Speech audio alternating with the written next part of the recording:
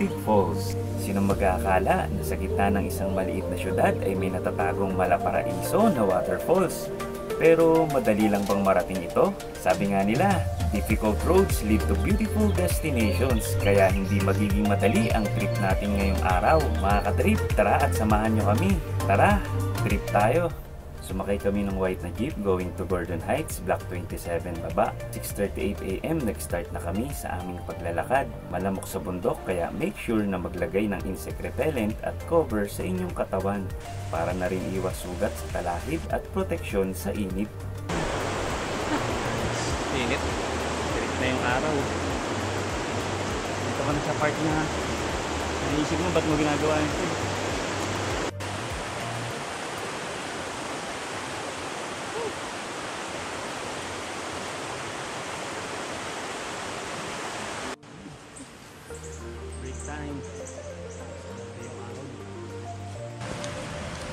Kami sa Tagubatan.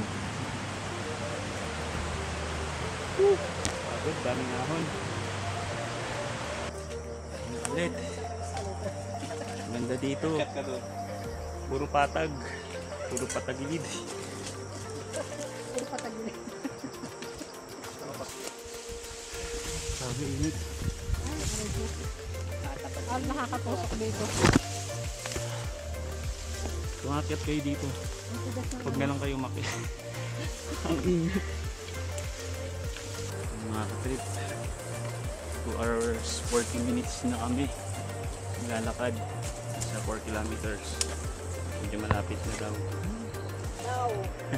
Daw.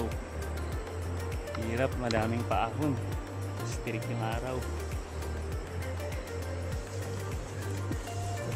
Pag sa beginner, kakayanin naman pero mahirap. Kung punta kayo dito, dala kayo maraming tubig. Ayan yung palagayan ng mga hikers. May nakikita kayong magandang video. Yung hirap.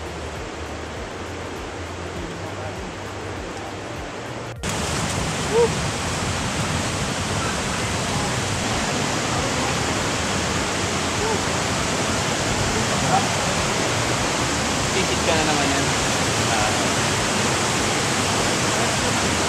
Dito malamig na. Oo, malamig ko. Pero ito na yung rewarding part. So mga katrip, ito na yung Butig Falls. So inabot kami ng 4 na oras para marating to. Sulit naman, kita nyo, napakaganda.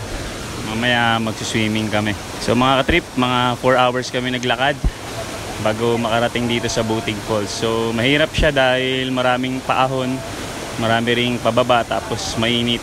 Kaya make sure na pagpupunta kayo, dala kayo ng maraming tubig, tapos protection sa araw. So yun, pero sulit naman, napakaganda. Dito yung grilling station. Alak ang nagambot. Yan, Berlin, smile. Hindi kunyari yung talaga yung Sabi na 6 months, tinawag yung pangalan ko kayo. Narinig na yung sound dyan. Dito na rin kami nagluto ng aming tanghalian at nagsalo-salo. Next! Okay. Yes, Cam. Yan. Sa dulas, no?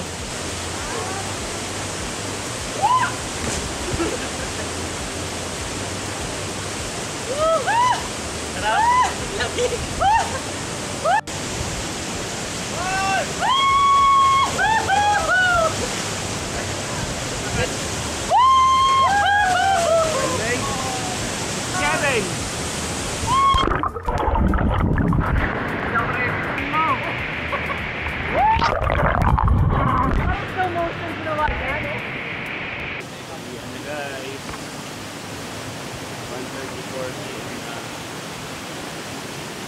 Nag-iba kami ng daan pa uwi para madaanan namin yung rock formation. Pero mahirap ang daan na ito dahil maraming bangin, madulas at maraming river crossing.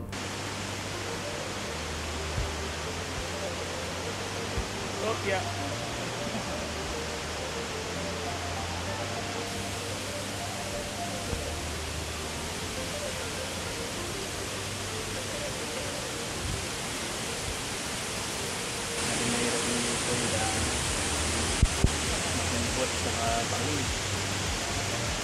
kailangan lagi kami pinakapitan para i-push nila sila. Kaya basta